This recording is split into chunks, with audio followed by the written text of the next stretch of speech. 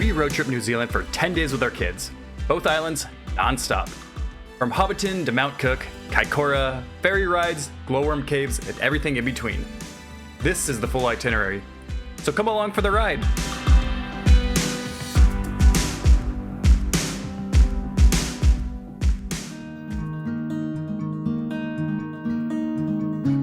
When we landed in Auckland, the first thing we had to do was go get our rental car. So we booked through Ezzy or Easy Car Rentals, and they made it super easy. We even booked our ferry trips through them. We got our 4x4 truck and immediately left Auckland straight toward Hobbiton. I've always wanted to go see this, and it was incredible. We stayed in a nice little Airbnb in Karapiro, which is a really good start for our family in New Zealand.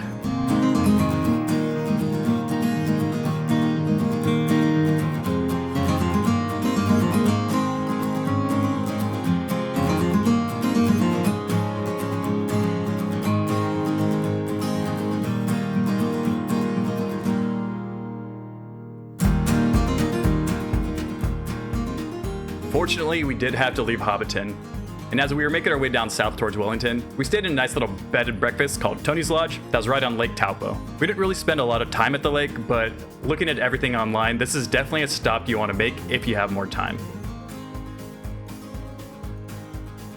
As we continued driving south towards Wellington, so much to see, so much nature, but we took our host's recommendation, went up the Sky Waka Gondolas. This goes up the side of an active volcano, through the sharp cliffs. It kind of feels like you're on a different planet. When we were there, it was absolutely stunning, and we got a glass bottom gondola, which just added to it. Looking at the pictures online though, I really think it would add a whole nother level to go during the winter time, because seeing the mountaintops covered in snow would be incredible.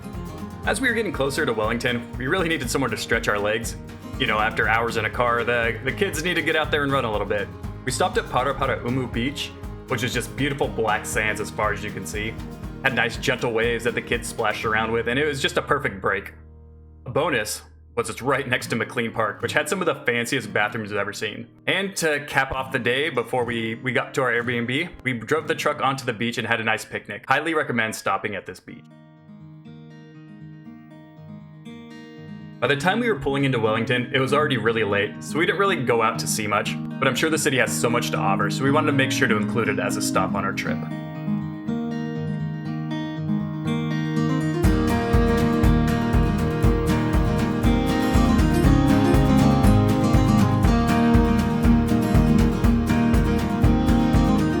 After waking up bright and early in Wellington, we had to make it to the ferry as soon as we could.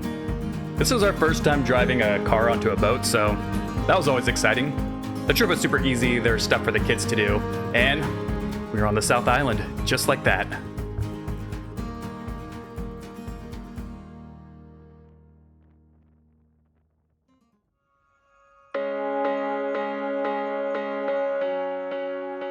Our first destination on the South Island was Kaikoura.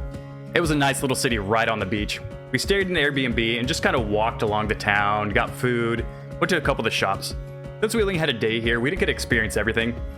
But looking at it, there's plenty to do here, especially if you want to go see some whales, do some whale watching, or do a dolphin encounter.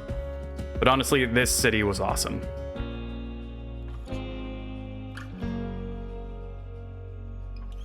When we left Kaikoura, we wanted to make sure to do the nice mountainous drive. There's two ways you can go to get to Christchurch, down the coast or through the mountains. So we took the little longer way through the mountains, but it was honestly worth it. In Christchurch, again, as a theme with this, we didn't spend a lot of time in the main city. We kind of used it as a place to stretch our legs. We went to Hagley Park, the girls got to go play around in the playground, splash in the water, and then we stocked up on some groceries.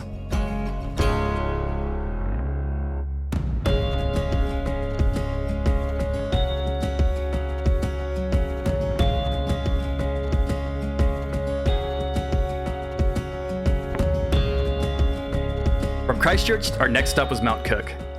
But along the way, there's so many different viewpoints, things to look at, that it's hard just to go straight there. On the way there, we did stop at Lake Tekapo, and this was just fun for the girls. We used it as an excuse to stretch our legs. We went across the bridge, we skipped some rocks, we stacked some pebbles. It was a great way to break up the road trip, and we had a great time there.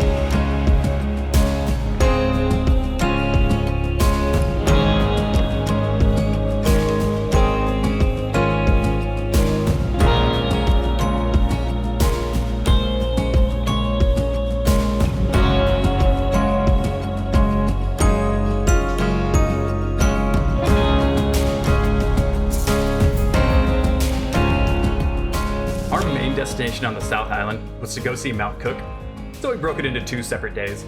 First day we went out, the weather was gorgeous, and seeing that mountain in the distance was just awe-inspiring. Our first little hike was going up Kea Point, though it's pretty easy for the girls. We walked down the path across some wood plank bridges, and we got to see a view of the glaciers. The weather was nice, it's a little windy, but other than that, it was beautiful. The next day, on the other hand, boy, did the weather change. It was a torrential downpour when we got to the Swinging Bridge trailhead, and we really wanted to do this. We debated with ourselves back and forth the entire time. It was freezing, it was windy, it was rainy, and we didn't have waterproof stuff.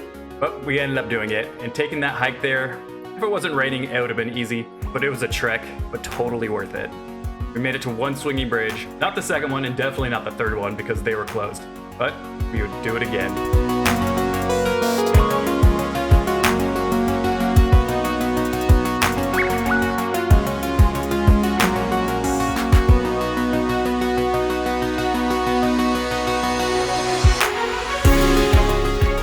Leaving Mount Cook kind of marked the midway point of our trip, so now we are heading back to the North Island. Along the way, we stopped at the Rakaia Gorge. We didn't plan on this, but looking over the river from the bridge, it looked awesome. So we pulled off the side of the road, splashed in the water a bit, threw some rocks, and that's just part of the experience of the road trip. So many things just to pull off the side of the road and just take it all in. We continued north and landed in the town of Pegasus, which is a little different than what we've seen before. This kind of seemed like a typical planned suburbia, which at this point felt kind of nice. It was comfortable. We got one of the fanciest Airbnbs I think we've ever had for one night, which was an experience because we couldn't get in because the gates were locked, but that's a different story. We spent some time there at the park. We went to the beach and splashed around and really just tried to get some good sleep, rest up because the last couple days had been wild.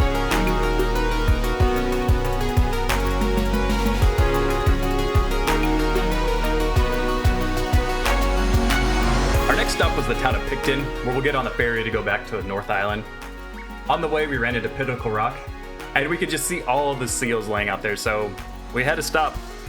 Again, rainy day, the seals weren't happy we were there, but we are so grateful we stopped. We didn't do much when we were in the town of Picton, but early the next morning, we had to get on the ferry, and gosh, that was the roughest boat ride I've ever been on. The waves are crashing, people were throwing up, kids were falling, food was crashing on the ground. It was an experience, but we made it out.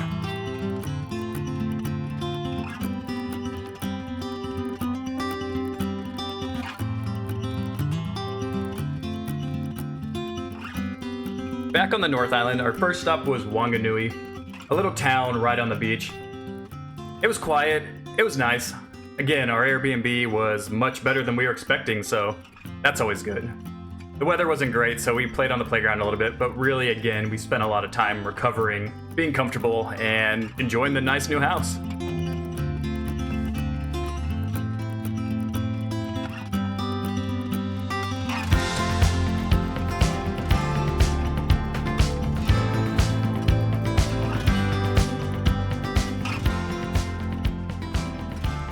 We saved one of our favorite Airbnbs for last. We went through a gravel road, up the winding hills, through these rolling hills, and ended up with Mist, our sheep friend. We were staying here the night before we were going to the Waitomo Caves to see the glowworms, but we wish we could have spent longer. Overlooking the hills, it was beautiful. Seeing all the sheep and having the girls feed Mist was a great time. We got up early in the morning and just almost missed our tour time for the glowworms. But it's okay, we got there. And unfortunately, you can't film inside, so we took a little from the outside, but it was incredible. Looking up in the cave, pitch darkness, and just seeing these speckles of lights, it felt like you were looking up into the stars. Highly recommend.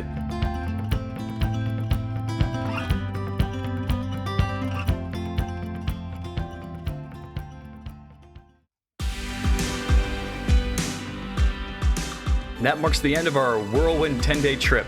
This is definitely not enough to experience everything both islands have to offer, but we made the most and we just went.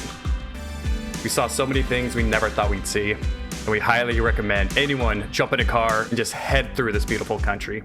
So if you want to see our full adventures, click the playlist below, and we'll see you in the next one.